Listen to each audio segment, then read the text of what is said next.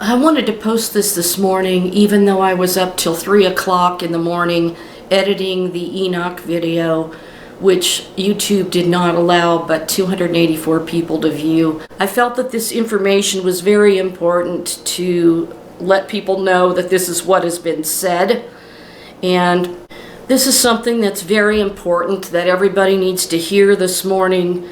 It's 9:39 a.m. my time. This was posted March 22nd, 2022 by Adam Eliyahu Berkowitz of Israel365news.com.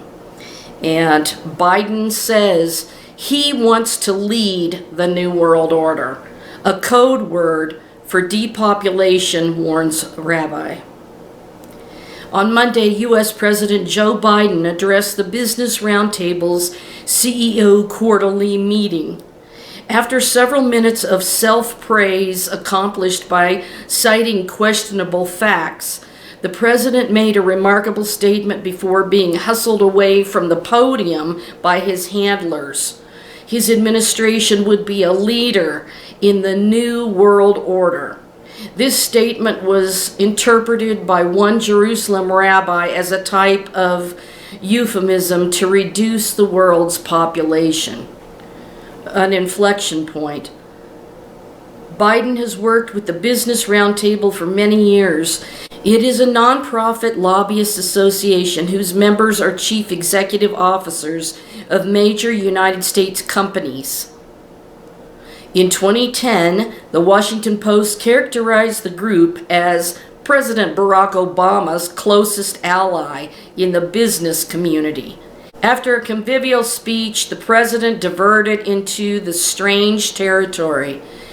This presents us with some significant opportunities to make some fundamental changes, he said. You know, we are at an inflection point. I believe in the world economy, not just the world economy in the world. It occurs every 3 or 4 generations. As one of the top military people said to me in a closed meeting the other day, 60 million people died between 1900 and 1946. And since then, we've established liberal world order, which hadn't happened in a long while. A lot of people are dying, but nowhere near the chaos. And now is a time when things are shifting. There's going to be a new world order out there, and we've got to lead it. And we've got to unite the rest of the free world in doing it. The president then called for questions, but the media were ushered out of the room. The National Pulse wrote about the speech, noting that Biden has a long history of advocating for a new world order, which I named the New Worthless Order. In 1992, then Senator Biden wrote an op-ed for the Wall Street Journal entitled, "How I Learned to Love the New World Order." In the article, Biden, who was also the Senate Foreign Relations Committee's European Affairs Subcommittee, said, having contained Soviet communism until it dissolved, we need a new strategy of containment based like NATO on collective action but directed against weapons proliferation. In the article, Biden called for increasing the powers of NATO and the UN. Again, at an Export-Import Bank conference in 2013, Biden made an explicit call to establish a new world order. The term New World Order has many meanings depending on the context. In history and politics, it refers to a new period evidencing a dramatic change in world political thought and the balance of power in international relations. After World War I, it referred to a vision for global peace that was manifested in creating the League of Nations. New World Order has also been labeled a conspiracy theory that hypothesizes a secretly emerging totalitarian world government. It's no conspiracy theory. It's a fact. Before the early 1990s, New World Order conspiracism was limited to two American countercultures, primarily the military anti-government right, and secondarily the part of fundamentalist Christianity concerned with the end-time emergence of the Antichrist. And that's exactly right. Many proponents believe the New World Order is already organized and active in many governments and industries. And Rabbi Pincus Winston, a prolific end-of-days author, explained that the biblical archetype for the New World Order is the Tower of Babel. Nimrod wanted a New World Order that didn't have a God in it, Rabbi Winston explained. A godless world allows people to do what they want without consequences or moral responsibility. Man ordering society as he wants. The rabbi noted that Biden now represents the extreme left, creating an interesting dichotomy. This is what the anti-religious left wing wants. To the liberals, a godless reality looks like freedom, but it is the opposite. Socialism always leads to fascism. Ironically, godlessness is also the goal of the Russia-China alliance. Putin is anti-God, but condemns Western liberalism as a humanitarian crime. It is impossible to say who is the bad guy, because anytime you take God out of the picture, everyone becomes bad. There is nothing noble about what the U.S. is doing, and certainly nothing noble in what Russia is doing. They are all a manifestation of Esau. Russia is Esau's aspect of brute force. Biden is Esau's aspect of treachery and obfuscation to get what he wants. Both are about power. The elite is getting what they want and throwing off the yoke of heaven. They never have any altruistic or truthful motives, Rabbi Winston said. They use nice terms, but they don't really care about anything except power.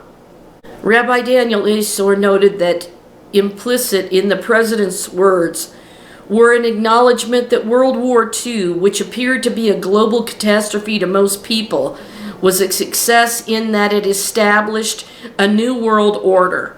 Rabbi Esor titled the 19th century French poet Charles Baudelaire, who said, "The greatest trick the devil ever pulled was convincing the world he didn't exist."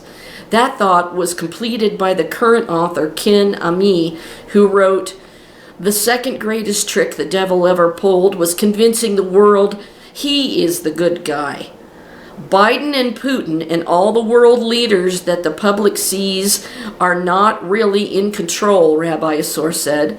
There are so many world leaders that should not be empowered. Joe Biden was a failed career politician who ran for president several times. He got some help behind the scenes. Rabbi Esor explained the ultimate goal of the New World Order in simple terms: depopulating humanity. The New World Order intends to depopulate humanity. Rabbi Esor said there are many aspects to accomplish this. The instigating conflict between nations clearly does this, as does crushing the economy. Rabbi Esor explained that this depopulation agenda is the intersection of the modern liberal world and old world idolatry. He goes on to say abortion and homosexuality, euthanasia, anti-family, transgenderism are all anti-life, reducing the world population. And that's why they're pushing those agendas so much.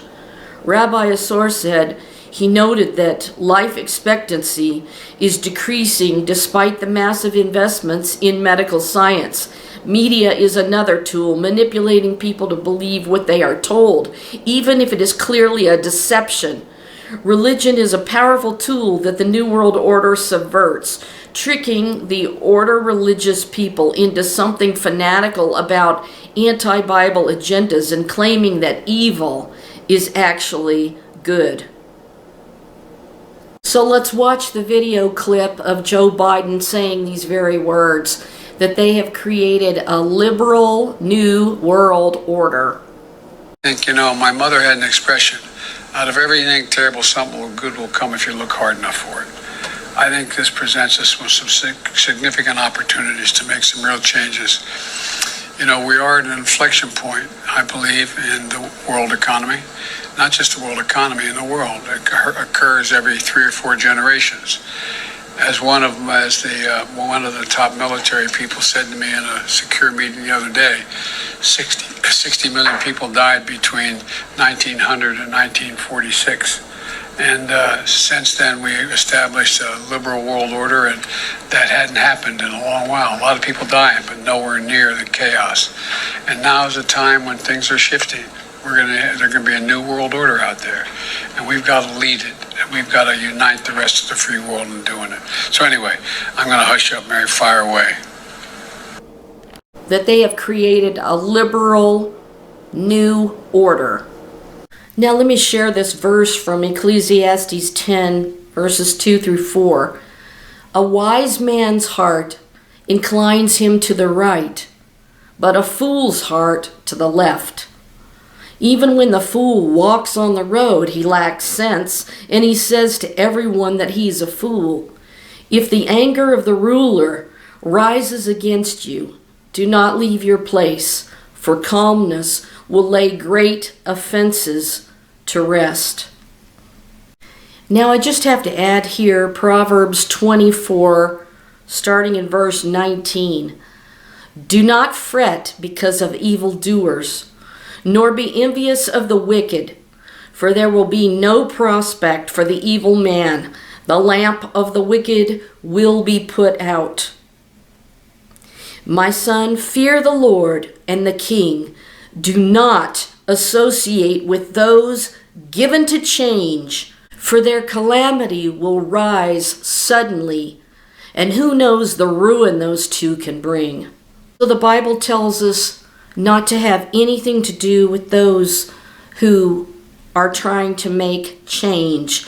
And what did Joe Biden say? The president diverted into the strange territory.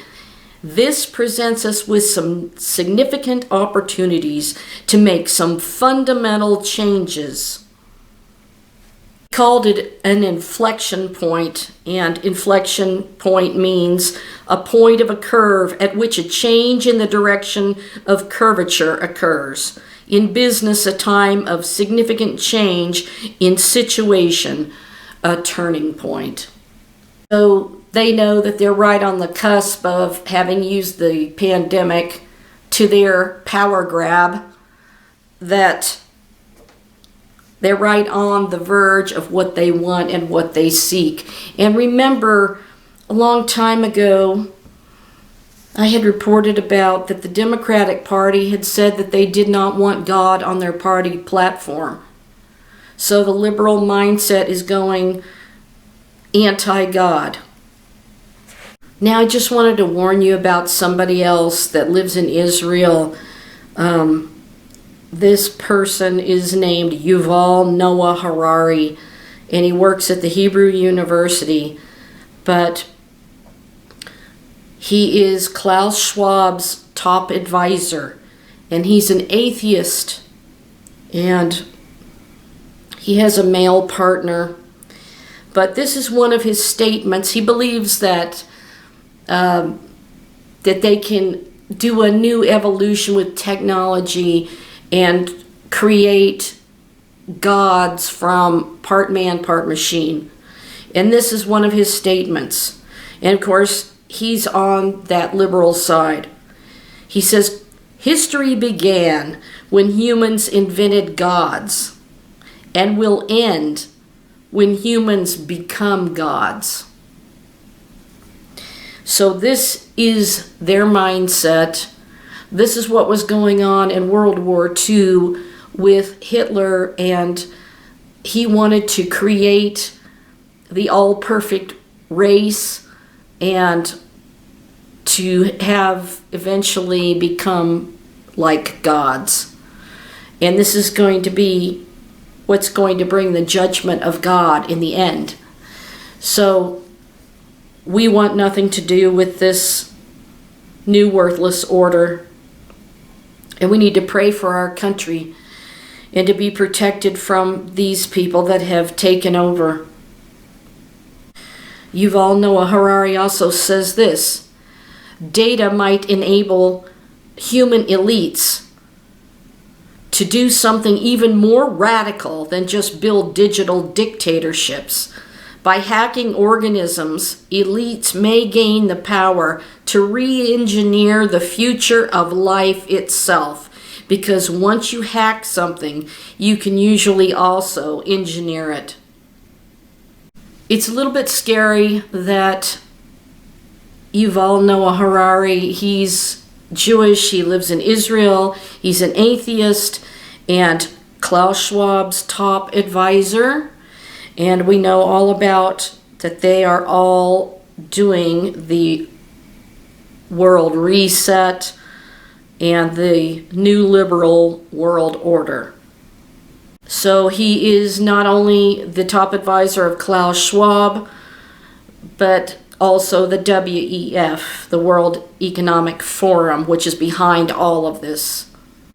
This is a planned destruction of the concept of God to create a vacuum that must be filled, and these people are the ones trying to fill it. His books have sold more than 20 million copies worldwide. Now, wouldn't it be nice if my book that tells the truth about Jesus could sell that many copies and reach the world worldwide and turn the hearts of people around? And this is a picture of Yuval Noah Harari making these statements.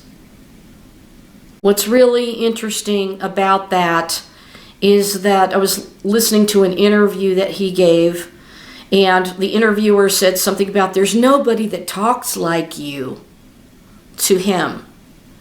And they also are calling him a prophet.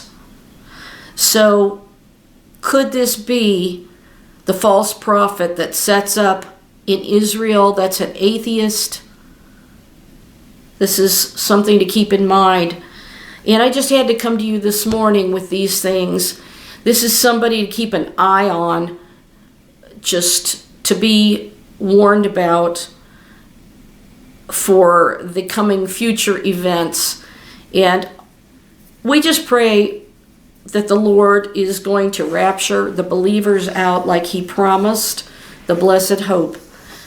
And these people will experience the wrath of God because they don't want God, and so God is going to give them what they want, and he is going to remove himself from them, a separation, and that separation is something called death, because that's the definition of death, is to be separated from God. You have life with God, the Creator, but you have death when you're separated from him. And that's what's going to happen to these people unless they turn it around. And they're not going to turn it around. They're going to fight Jesus Christ himself when he descends from heaven.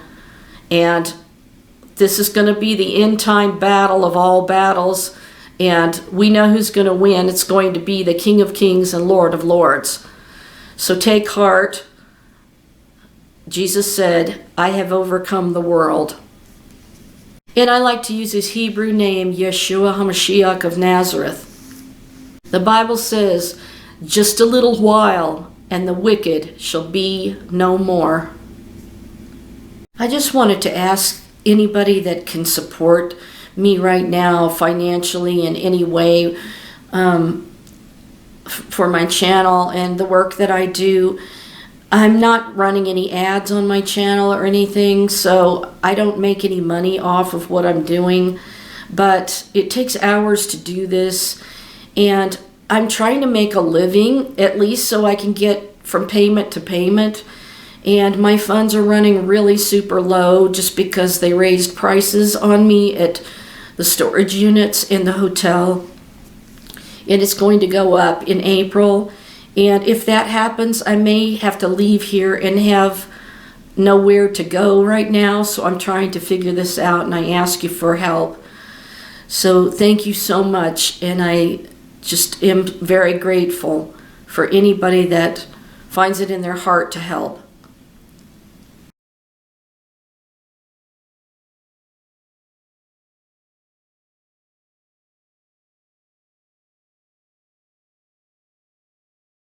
And may God bless you and keep you, and make his face shine upon you and be gracious unto you, and lift his countenance upon you, and give you peace, eternal life. Shalom.